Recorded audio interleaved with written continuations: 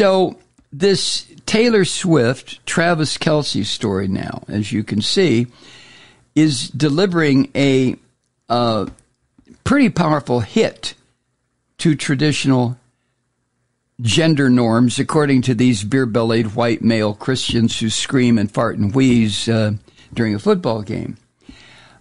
Because here you have a rich, powerful woman elevating a successful football player to a new level of fame. That's how the Times puts it.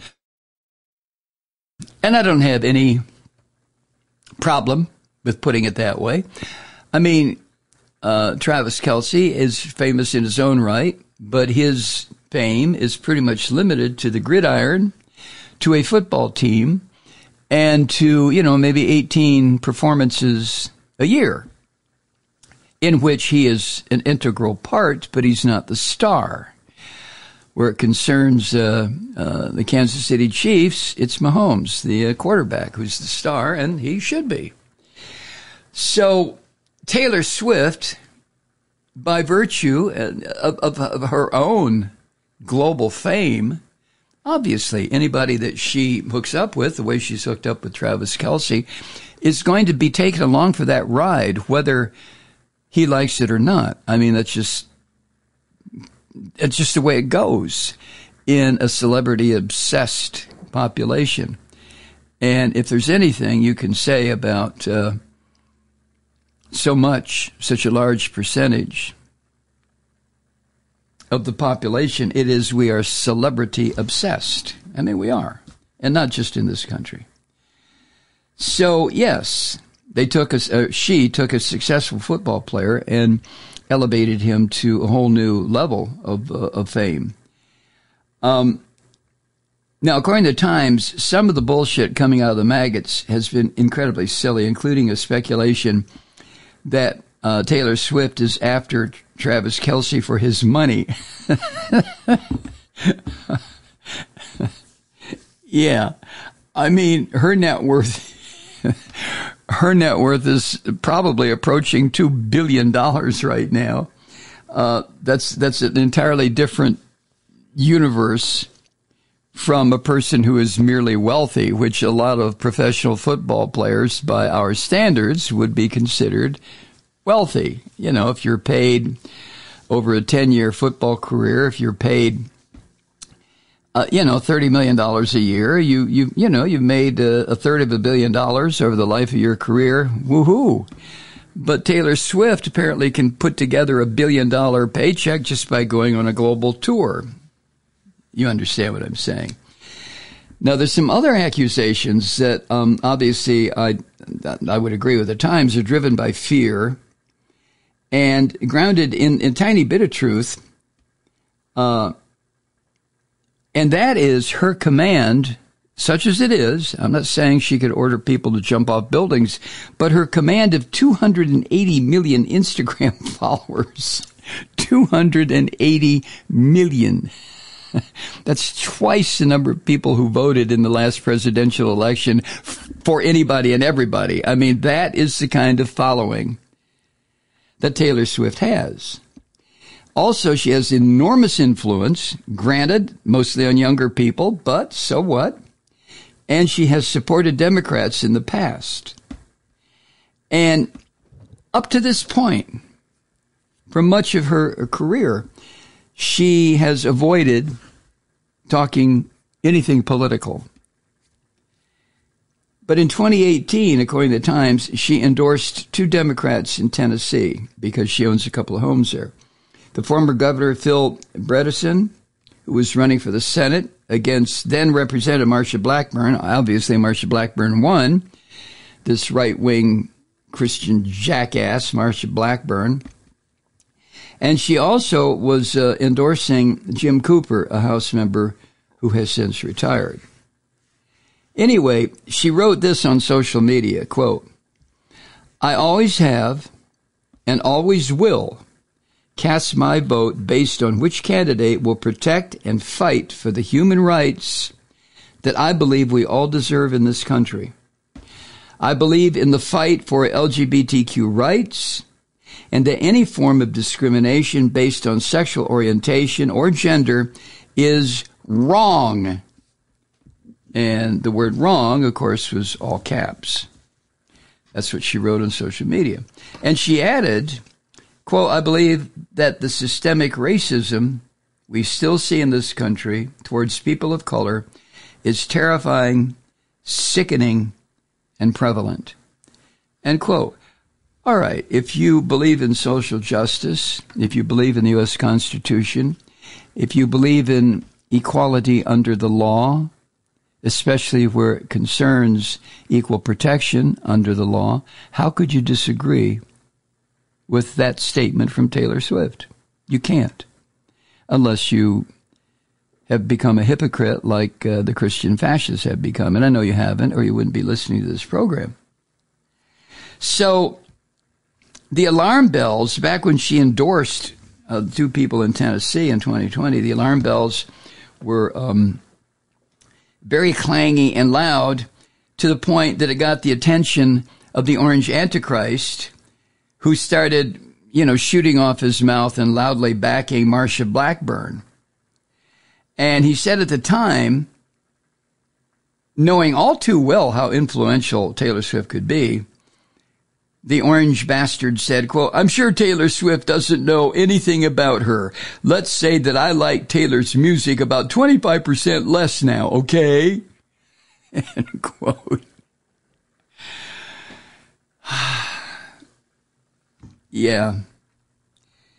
He probably liked her even less in 2020 when she criticized the way he was handling the pandemic and causing hundreds of thousands of people to die because of his stupidity and his political bullshit.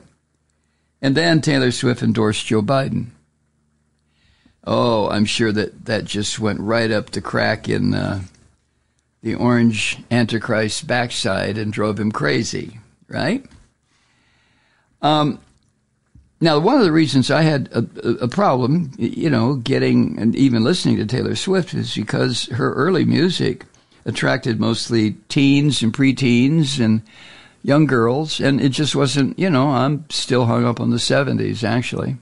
70s music, which to me, that was the greatest decade for rock and roll music ever, was the 1970s, bleeding into a little bit the end of the 60s, beginning of the 80s, but that's just me. But those fans now have reached voting age, right? Taylor Swift has been around for a number of years now. So the kids that she used to attract, who loved her music, are now able to vote. And frankly, her music has gotten a lot more sophisticated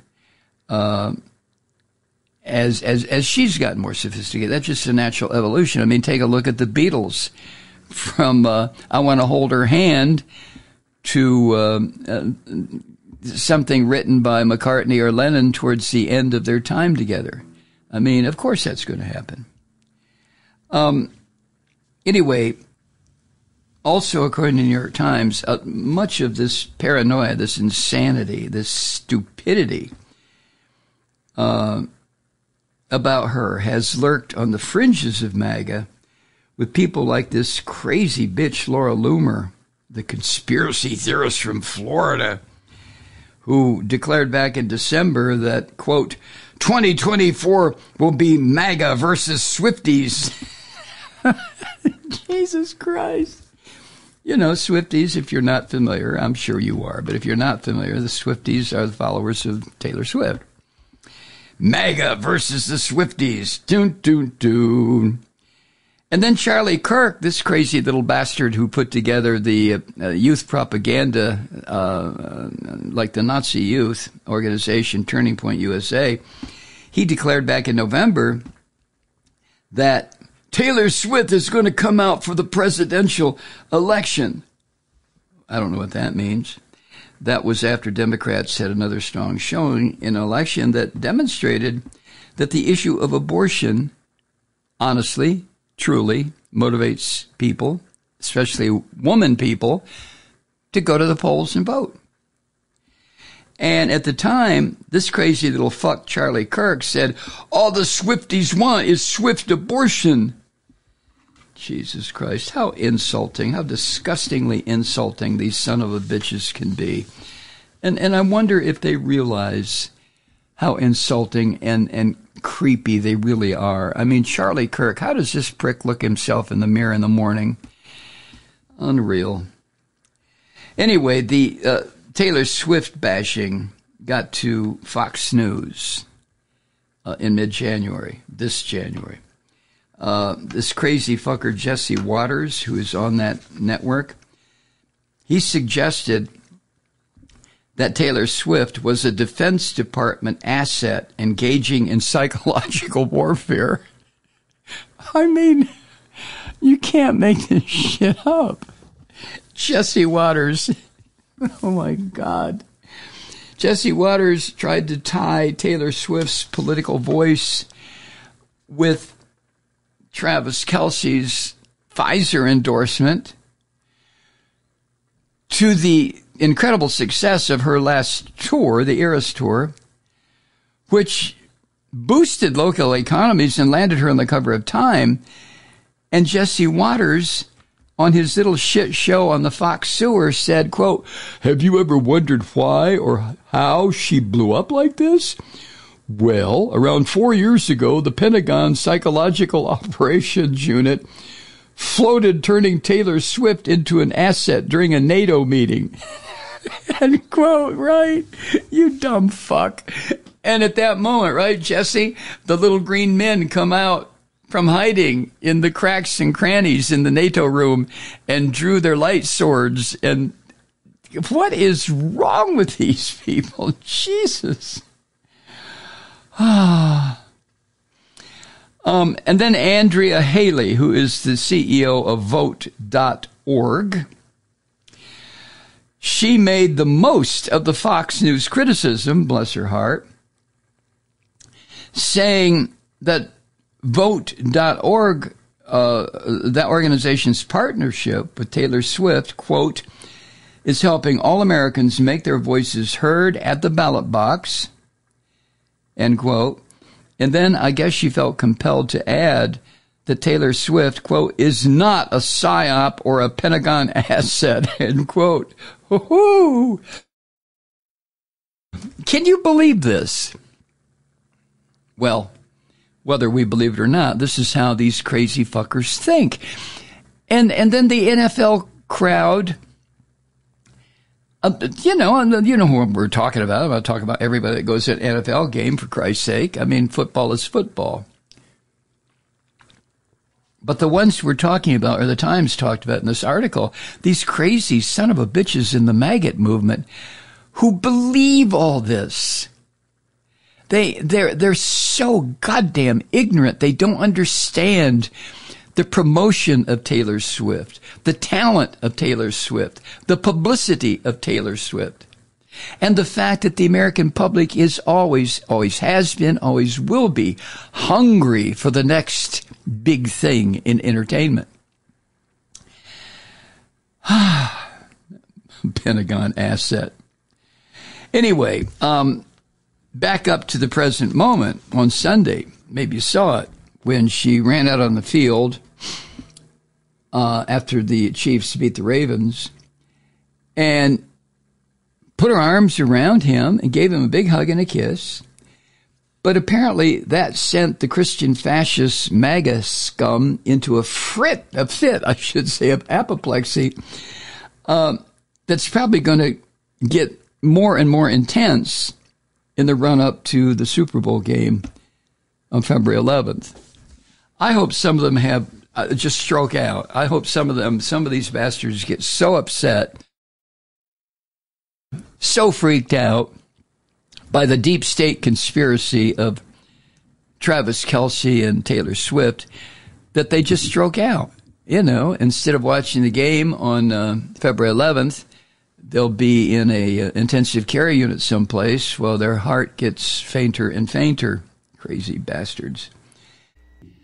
Hi, Truth Seekers. Mike Malloy here. You know, the Progressive Voices Network brings you commercial-free commentary from today's leading progressive radio hosts and pundits like me, Mike Malloy, 24 hours a day. I'm not your typical old guy from the 80s or the 90s talk radio host, and Progressive Voices is not your typical talk radio network.